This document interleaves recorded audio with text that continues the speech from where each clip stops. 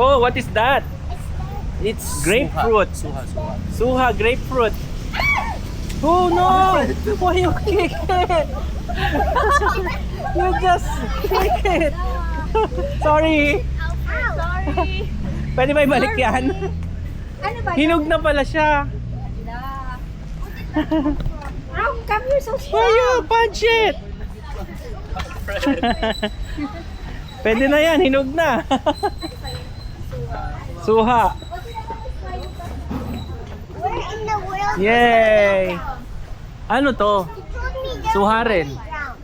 May tanim kami yan dati, di ba? Di ba? Malapit doon sa may harapan. Hindi. Mangga. Suha din to? Ito suha din? Yes po.